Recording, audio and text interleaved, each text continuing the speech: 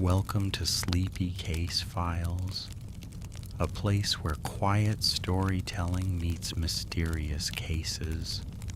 Tonight, we slowly explore a story from the world of true crime. The howling wind tore relentlessly through the desolate Sauerland Mountains on the dark evening of March 1st, 1932. It was a Tuesday characterized by driving rain and biting cold that further isolated the newly constructed Highfields estate in the harsh New Jersey landscape. Inside the imposing stone house, Charles Lindbergh, the legendary aviator who conquered the Atlantic Ocean in 1927, sought quiet refuge in his downstairs study. He was 30 years old, arguably the most recognizable and revered human being alive on the planet. Upstairs on the second floor of the mansion, his 20-month-old son, Charles Augustus Lindbergh Jr., rested securely in his wooden crib. The baby was suffering from a slight cold, so the household staff had securely pinned his blankets to ensure he remained warm. Around 9 p.m., a sharp, distinct cracking sound echoed through the quiet house. Lindbergh paused his reading, ultimately dismissing the noise as a falling crate in the kitchen or a broken tree branch snapping under the intense gale. It was a singular moment of tragic miscalculation that would echo agonizingly for decades to come. At precisely 10 p.m., the child's dedicated nurse, Betty Gow, entered the darkened nursery to check on the sleeping boy. As she approached the crib in the dim light, the silence of the room felt instantly oppressive. She reached her hands into the crib, expecting to feel the warm body of the 20-month-old child, but her fingers met only cold, empty blankets. Panic surged through her veins. She rushed to the master bedroom, urgently asking Anne Morrow Lindbergh if she had taken the baby. When the mother replied in the negative, the horrifying reality began to set in. Gow sprinted downstairs to alert Lindbergh. The famous aviator immediately bounded up the stairs, throwing open the nursery door. His eyes scanned the room, landing instantly on a terrifying sight. A smudge of yellowish mud stained the pristine floor beneath the window. Resting ominously on the radiator cover, near the closed window was one plain white envelope. Knowing the stakes, Lindbergh refused to touch the envelope, fearing he might destroy delicate fingerprints. Instead, he grabbed his rifle and charged out into the stormy night, desperately searching the treacherous woods for his missing son. Local law enforcement and the New Jersey State Police, commanded by Colonel Norman Schwarzkopf, arrived at the sprawling estate within an hour. The crime scene they encountered was a baffling and chilling puzzle. Abandoned approximately 60 feet from the house lay a crudely constructed 3-piece wooden ladder. One of the ladder's wooden rails was severely splintered and broken at a crucial connecting joint. This fracture was undoubtedly the source of the sharp cracking sound Lindbergh had heard at 9 p.m. Scattered on the muddy ground nearby, investigators discovered 1 3/4-inch chisel and one wooden dowel pin. When a fingerprint expert finally opened the mysterious white envelope left in the nursery, the contents horrified everyone present. The ransom note was written with strange, shaky handwriting, filled with bizarre grammatical errors and German-sounding spelling mistakes. The kidnapper demanded exactly $50,000 in small, unmarked bills. At the bottom right corner of the page, the author had drawn a complex, secretive symbol. 2 interlocking circles, one colored blue and one colored red, with 3 square holes punched directly through the overlapping ink. The kidnapper strictly warned the Lindbergh family against contacting the police, promising that the 20-month-old boy was in safe hands. However, the secret could not be contained. Within 24 hours, the kidnapping became the absolute center of global attention. Thousands of curious onlookers, amateur sleuths, and aggressive newspaper reporters descended aggressively upon the Highfields estate. This chaotic mob trampled crucial footprints in the mud, contaminated potential evidence, and created a bizarre circus atmosphere that severely hampered the official police investigation. Lindbergh, deeply distrustful of standard police procedures and terrified for his son's life, took complete authoritarian control over the agonizing negotiations. He utilized his immense wealth and connections to reach out directly to the criminal underworld. He firmly believed that only highly organized professional gangsters possessed the sheer audacity and logistical capability to target his heavily guarded family. Desperate times called for desperate measures, leading Lindbergh to enlist the help of known mobsters to act as intermediaries, though these initial efforts yielded absolutely no results. As the days dragged into weeks, the nation held its collective breath. Then a highly unexpected breakthrough emerged from the bustling streets of the Bronx. A 72-year-old retired public school teacher named Dr. John F. Condon inserted himself into the terrifying saga. Condon was an eccentric, highly educated man who deeply loved the public spotlight. He published a passionate open letter in the Bronx Home News, publicly offering to act as a neutral intermediary between the desperate Lindbergh family and the shadowy kidnappers. To prove his absolute sincerity, Condon offered to add $1,000 of his own life savings to the ransom fund. Miraculously, the kidnappers noticed his newspaper plea. They mailed Condon a direct response, and the letter perfectly contained the secret signature, the two interlocking blue and red circles with 3 punched holes. Condon immediately contacted the Lindbergh estate. He officially adopted the secret code name Jofsy, cleverly derived from the phonetic pronunciation of his initials, JFC. Operating under the Jafsy alias, the 72-year-old retired teacher began placing cryptic, classified advertisements in the local newspapers to communicate securely with the perpetrators. This strategy led to a series of terrifying late-night encounters. The first face-to-face meeting occurred at the dark, imposing gates of Woodlawn Cemetery in the Bronx. Standing in the pitch-black shadows, Condon conversed across a locked iron gate with a highly secretive man who spoke with a thick, distinct German accent. Condon subsequently nicknamed this mysterious figure Cemetery John. The man claimed he was merely a low-level participant in a larger kidnapping ring consisting of 5 or 6 ruthless individuals. Cemetery John repeatedly assured Condon that the 20-month-old baby was alive and being held safely on a boat out at sea.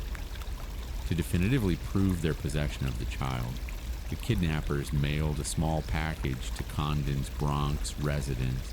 It contained the exact sleeping suit the baby had been wearing on the night of March 1st.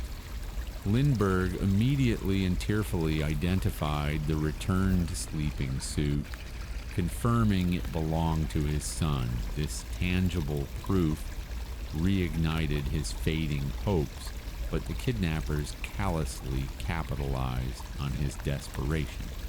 They abruptly increased their financial demand, stating the ransom was now $70,000 due to the massive police presence. Despite this cruel escalation, Lindbergh prepared the requested funds. The Treasury Department cleverly assembled the money using gold certificates. These specific bills were scheduled to be withdrawn entirely from public circulation, making them highly conspicuous. The investigators meticulously recorded the unique serial number of every single bill in a massive 73-page booklet. On the fateful night of April 2nd, 1932, exactly 1 month after the abduction, Condon met Cemetery John again, this time at St. Raymond's Cemetery. Lindbergh waited nervously in a parked car just 50 yards away. Condon bravely handed over a wooden box containing $50,000 in gold certificates. In agonizing exchange, the kidnapper handed Condon a sealed note revealing the baby's exact location. The hastily scribbled note claimed the 20-month-old child was hidden securely aboard a small boat named Nellie, floating quietly off the coast of Martha's Vineyard in Massachusetts. As dawn broke the following morning, Lindbergh desperately took to the skies in his private airplane. He spent 2 agonizing days systematically flying over the icy Atlantic waters, visually inspecting every single inlet, cove, and vessel for any sign of the Nellie. He pushed his aircraft to its absolute limits, fueled by a father's primal instinct and the overwhelming adrenaline of the hunt. However, the tragic truth slowly materialized. There was absolutely no boat. The Nellie did not exist. The German-accented kidnapper had lied to their faces. The $50,000 had successfully vanished into the vast criminal underworld, and the beautiful nursery at Highfields remained devastatingly empty. The grueling 72-day wait had culminated in a cruel psychological torture that left the Lindbergh family utterly broken, and the watching world in a state of suspended horror. The heartbreaking reality of the situation finally shattered the public's lingering hope on May 12, 1932. A commercial truck driver named William Allen pulled his large vehicle over onto the shoulder of a quiet wooded road located approximately 4.5 miles from the Lindbergh estate. He stepped into the dense trees to relieve himself. In a shallow, muddy depression covered by rotting leaves, he noticed a disturbing clump of fabric. Approaching closer, he made a gruesome discovery: the decomposing body of Charles Lindbergh Jr. The subsequent medical autopsy revealed a horrifyingly tragic narrative. The beloved 20-month-old child had been dead for over 2 months. The coroner determined the exact cause of death was a massive, fatal fracture to the skull.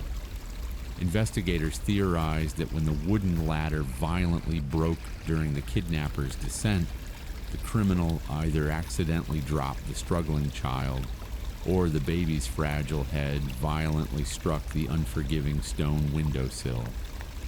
The agonizing 72 days of desperate ransom negotiations had been a sickening, macabre charade played out over a murdered infant.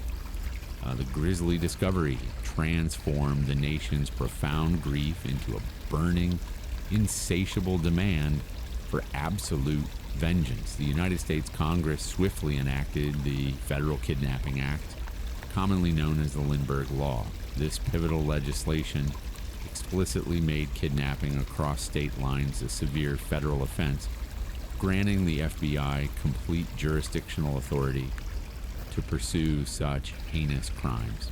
Despite this immense legal shift, the physical investigation rapidly went cold. For more than 2 long years, detectives possessed incredibly little actionable evidence. They had only the bizarre ransom notes, the broken 3-piece wooden ladder, and the massive 73-page list containing the specific serial numbers of the $50,000 in stolen gold certificates. Law enforcement agencies distributed this crucial list to banks, post offices, and retail businesses across the entire country. They aggressively played a monumental game of patience, waiting quietly in the shadows for the greedy kidnapper to inevitably make a fatal mistake and spend the highly traceable currency. Slowly, at a maddeningly glacial pace, the marked ransom money began surfacing sporadically in the bustling New York City metropolitan area. The individuals caught spending these bills were typically innocent shopkeepers or ordinary citizens who possessed absolutely no connection to the horrific crime. However, the persistent investigators steadfastly maintained their quiet vigilance. The monumental breakthrough the world had been waiting for finally occurred in September 1934. A highly observant gas station attendant in Manhattan named Walter Lyle grew immediately suspicious when a nervous-looking customer paid for exactly 98 cents worth of high-test gasoline using a $10 gold certificate, because the United States government had officially recalled all gold-based currency in 1933. Seeing one in active circulation was highly unusual. Lyle cleverly utilized a pencil to write the customer's vehicle license plate number directly onto the margin of the $10 bill. When that specific bill reached the local bank clearinghouse, a teller successfully matched its serial number to the master Lindbergh ransom list. Detectives aggressively traced the recorded license plate number directly to a 35-year-old German immigrant named Bruno Richard Hauptmann. He was a skilled carpenter residing quietly in the Bronx with his wife and young child. On the morning of September 19, 1934, multiple police vehicles forcibly intercepted Hauptmann's car as he departed his residence for work. During the subsequent physical search, officers discovered exactly one $20 Lindbergh ransom bill folded carefully in his pants pocket. Law enforcement immediately descended upon Hauptmann's modest home, systematically tearing it apart in search of further evidence. Inside his detached wooden garage, they made a truly staggering discovery. Hidden expertly behind the structural wooden framing and buried deeply in jars beneath the dirt floor, investigators recovered over $14,000 of the meticulously recorded Lindbergh ransom money. Hauptmann was immediately arrested and interrogated relentlessly, but the stoic carpenter vehemently and consistently denied any involvement whatsoever in the kidnapping or the murder. The incredibly high-profile trial of Bruno Richard Hauptmann officially commenced on January 2, 1935, in the small town of Flemington, New Jersey. The highly aggressive prosecution masterfully painted Hauptmann as a cold, calculating predator. They methodically presented the devastating physical evidence, the recovered $14,000, handwriting analysis conclusively matching Hauptmann to the 14 ransom notes, and brilliant forensic wood analysis proving the three-piece ladder was built using wood from Hauptmann's attic. The most compelling moment occurred when Charles Lindbergh provided sworn testimony, solemnly swearing that the distinct voice he heard in the cemetery belonged unmistakably to Hauptmann. On February 13, 1935, after 11 hours of deliberation, the 12 jurors returned a verdict: guilty of murder in the first degree. Hauptmann was officially executed on April 3, 1936. strapped firmly into the electric chair, steadfastly maintaining his innocence until his final breath.